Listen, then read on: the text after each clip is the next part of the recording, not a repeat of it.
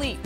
How much should we be getting? And this is a question that those sleep experts, whatever that happens to be, have been debating for I don't know how long. But I did find something interesting that said at least 6 hours of uninterrupted sleep per night. Some studies show that people who sleep less live longer. So anyway, I brought in Dr. Nenos to talk about this because a lot, you know, getting a good night's rest, sleep positions and everything. But what's your opinion on sleep and how much we should be getting? I would say that there's no magic number, okay, because it's different for everybody. The average is around 6 to 8 hours, and I would argue that if you're sleeping a lot more than that, it's actually bad for your health, and if you're sleeping a lot less than that, that's also bad for your health. Yeah, I think it's so hard. It's really hard to know. I mean, you've got a neat chart that sort of shows different ages and how much sleep they kind of think each person should get. Sure. But one of the things that I found interesting in talking to you about sleep is that you said that everybody's different, right? So sometimes if you wake up, you should just get up. If it's a reasonable time. Like if you're waking up at 2 in the morning, probably not the greatest idea, but. Right, the idea is how many hours of restful sleep are you getting, okay? So if you're getting 6 hours continuous, and we had this conversation before, if you're getting 6 hours of restful sleep and your body's telling you to wake up at 5 or 6 o'clock in the morning, well then you should get up and start your day at that point. That's an excellent time to do a lot of things. You can get a lot of work done in that time that you're waking up earlier. You can meditate, pray, you can get the tasks ready for the day, prepare for your day, and actually put you in a much better position to face the obstacles that might be coming your way on that particular day. Yeah, because I think a lot of people think, oh, it's way too early. It's 5 o'clock. I don't have to be up till 7. So they just force themselves to go back to sleep and then end up feeling worse afterwards. Yeah, and so you know that we talked about, you know, the people that wake up and they think that they need like 8 or 9 hours of sleep, but their body is ready to go. So if they're naturally waking up, you shouldn't need an alarm clock really. If you're doing this properly, if you're having good restful sleep, you should be waking up when the body tells you it's time to wake up, and when you do, just face your day that way. Yeah, yeah, and this is the chart I was talking about here with how much sleep do you really need, and you can go through and you can research this and find out all different things. But since talking to you, I mean, I wake up most days at 5 a.m. So I've been getting up at 5 a.m. and to tell you the truth, other than today, I'm a little tired for whatever reason, I have felt better than I have in a long time by just getting up on my automatic clock.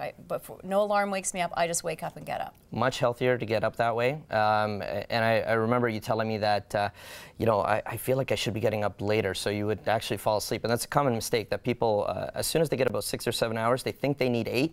So they'll go back to sleep and try to sleep again, and they won't get enough REM sleep at that point. So when you're getting up earlier, that's much better health-wise. So that's one thing we want to keep in mind.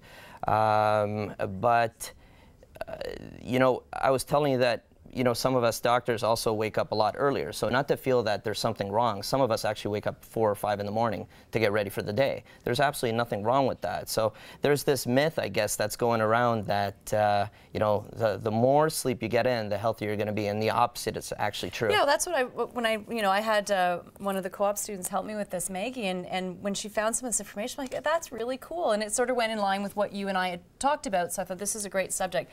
How do we get a good night's sleep, though? Is there a really good sleep position that we can kind of stay still the whole night so we're not tossing and turning?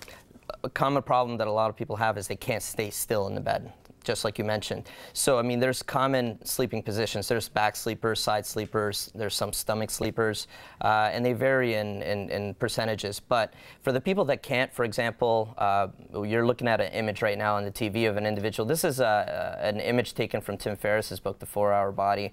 So this is a position that I use actually because I was one of those people that constantly moved around, so it was very difficult to fall asleep.